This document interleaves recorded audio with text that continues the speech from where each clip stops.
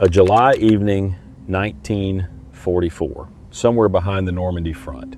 A dozen troopers of an American cavalry reconnaissance squadron sat around in the dusk doing what soldiers do between patrols, complaining, and the complaint that summer was always the same. The hedgerows, every field in this cursed country was a fortress wall. Every lane an ambush, and every tank that tried to climb those banks reared up like a circus animal and showed the enemy its belly. Somebody kicked at the dirt. And then one trooper, a wise-cracking soldier from Tennessee named Roberts, said the thing everyone would remember differently for the rest of their lives. "Why don't we get some saw teeth," he said, "put them on the front of the tank and cut through the hedges." The circle broke up laughing. Saw teeth. Like Paul Bunyan, like a cartoon. The laughter rolled around the circle and died out the way 100 bivouac jokes died out every night in Normandy, except that one man in the circle was not laughing. A quiet, serious sergeant from Cranford, New Jersey, sat there turning the joke over in his mind the way a mechanic turns over a strange part, and decided that underneath the laughter, the Tennessee man was right. His name was Curtis Culin, and he went looking for steel. What none of the men laughing in that circle could have known was what the joke would weigh 2 weeks later. That the steel Culin found would come from the enemy's own beach defenses, the obstacles Rommel had planted to gut the invasion at the waterline, cut up and welded into tusks on the bows of American tanks. That the commander of the entire First Army would stand in a field, watch a Sherman wearing those tusks tear through a hedgerow like paper, and order a secret crash program that put them on more than 500 tanks in under 2 weeks. That those tanks would help break the German line wide open in the great offensive that freed France. And that the quiet sergeant himself would leave a leg in a German forest that autumn, and then, after the war, hear his own name spoken by Dwight Eisenhower in an address to the American nation, held up as the face of everything the Citizen Army had been. This is the story of the worst battlefield in France, and of how it was beaten by a joke, a welder, and the enemy's own steel. To understand why grown officers were ready to canonize a scrap metal bumper, you have to understand what the bocage was doing to the American Army in the summer of 1944. The planners had seen the hedgerows on their maps and imagined English garden hedges. What the infantry found was something medieval.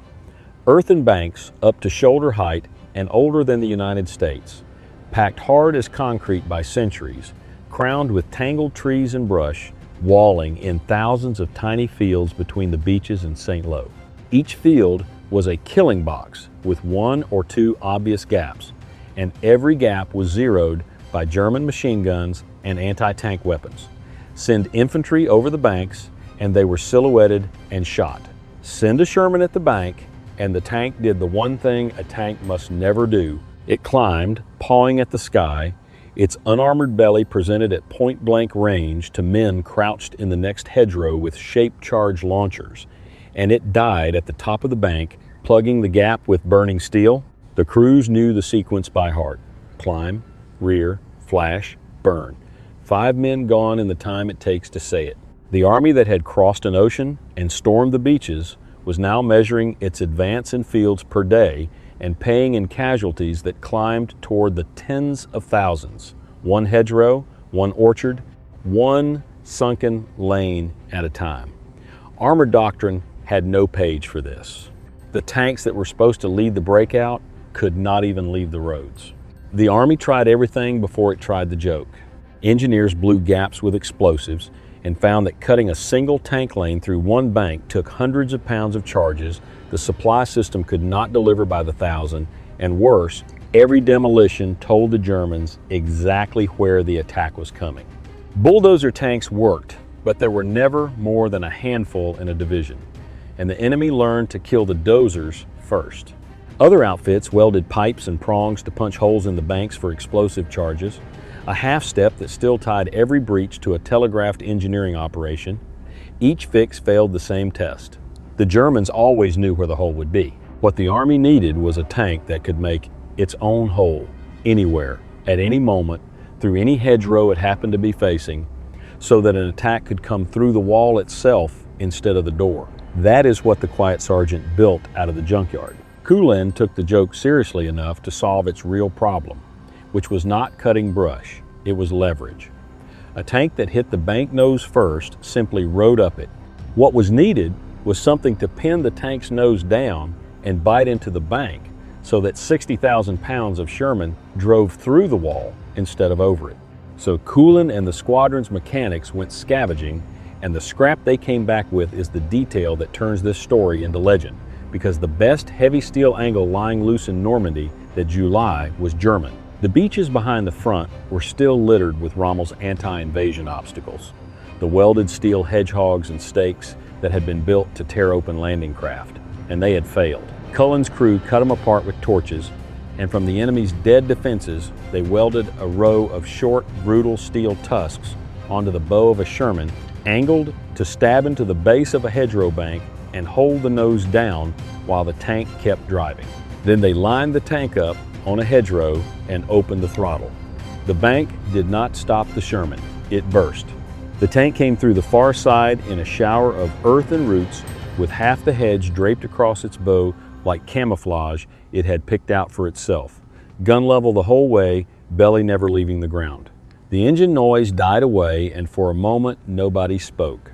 Then the shouting started. The men watching had spent a month learning to hate those banks, and they had just watched one lose. Word ran through the squadron by nightfall. The sawteeth joke worked. Before the generals arrive in this story, one honest word. Videos like this one get built out of unit journals, ordnance records, and the memoirs of men who were standing in those fields, and chasing a single sergeant through them is slow, happy work. If the junkyard tusks earned your respect, the like button is how you tell me. Now, the demonstration that followed is the reason you have heard of this invention at all, because the man watching it commanded the entire American front. In mid-July, General Omar Bradley, commander of 1st Army, came to see the device demonstrated with the breakout offensive he was planning hanging over every decision on his desk. A Sherman wearing Cullen's tusks charged a hedgerow in front of the assembled brass and went through it the way the troopers had already seen. Earth flying, gun steady, and Bradley did not treat it as a curiosity. He treated it as the missing piece. The orders that followed were immediate and secret.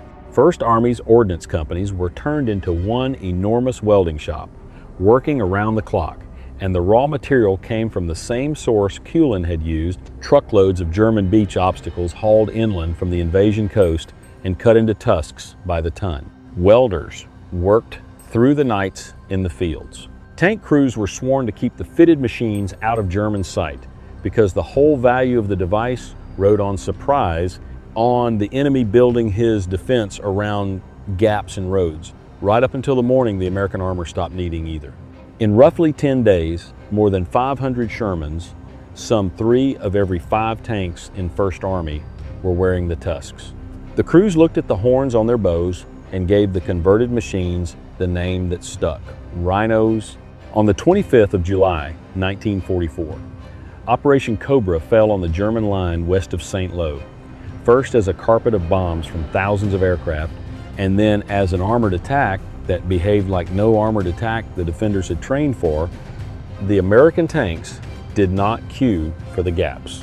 They left the roads, put their tusks into the hedgerows, and came through the walls, field after field, appearing where the defense had no gun laid and no mine buried, carrying their own camouflage of torn hedge on their bows. The German line, already stunned by the bombing, was built on the arithmetic of the bocage, so many gaps, so many lanes, so many killing boxes, and the Rhinos broke the arithmetic. Within days, the crust cracked, the armored divisions poured through the hole, and the campaign that had crawled by hedgerows began to run by map sheets out of Normandy toward Falaise across France. The ledger of that fortnight reads like 2 different wars. Before the tusks, advances measured in fields, casualties in the tens of thousands, a front line that maps barely bothered to redraw. After, breakthrough in days, Paris within a month, the German army in the west streaming east in defeat. No single welded bumper did all of that, but the doors it opened were the ones the whole attack drove through. And here the record deserves its honest sentence. because historians have weighed this legend carefully. Cobra was won by many things at once: the bombing, the infantry's hard-learned tactics, the exhaustion of the defenders, and some units used their tusks less than the legend remembers. But what is beyond argument is what the men at the top believed then and after. Bradley credited the device in his own memoirs. Eisenhower did the same.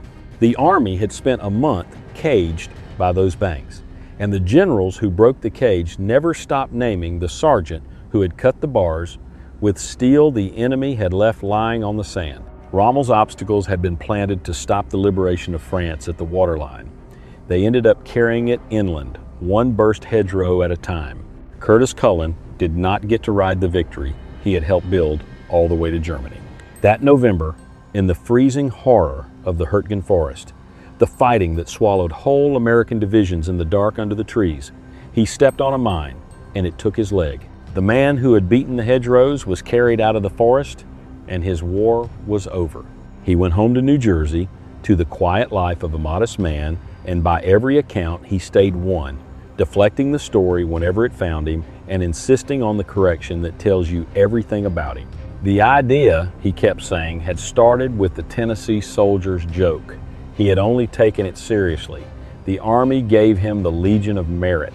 And then, after the war, came the moment that fixed his name in the country's memory, when Dwight Eisenhower, in a broadcast address celebrating the inventiveness of the ordinary American soldier, reached for one example to stand for all of it and named him a sergeant called Culin, the man who had solved the hedgerows, the supreme commander of the greatest army in American history, given the whole war to choose from, chose the quiet man from the bivouac circle who had refused to laugh. Culin lived out his life in New Jersey and died in 1963, still in his 40s, and his town did not forget. In Cranford today, there stands a memorial to him, a small monument in a small town for a man whose invention is credited with helping spring an army loose, and visitors to Normandy can still find Shermans in the museum collections wearing the welded tusks, the steel, rough and functional, obviously cut by torchlight in a hurry, because it was. The hedgerows themselves are still there too. Drive the back lanes of the bocage today, between banks, like green walls with the sky a slot overhead, and the whole story explains itself in a single glance. Why the tanks climbed, why the men died field by field, and why a row of steel teeth was worth a general's secrecy order. It began as a joke about saw teeth that a circle of tired troopers laughed at and forgot by morning. It ended with more than 500 Shermans wearing the enemy's beech steel on their bows, a broken German line, and the sergeant's name spoken by Eisenhower to the entire nation. Somewhere between the joke and the address, the hedgerow-eating monsters of the title were welded together in the dark, out of a junkyard the enemy had thoughtfully provided, and France was set free a great deal faster because one man in the laughing circle stayed serious. You have just followed one wisecrack from a Normandy bivouac through a welding torch, a general's secret order, and a broken German line, to a lost leg in the Hürtgen and a name in Eisenhower's address. Stories this size hide inside jokes, and finding them is what this channel does. Subscribe to Frontline Echoes, and the next quiet sergeant history almost forgot will find his way to you.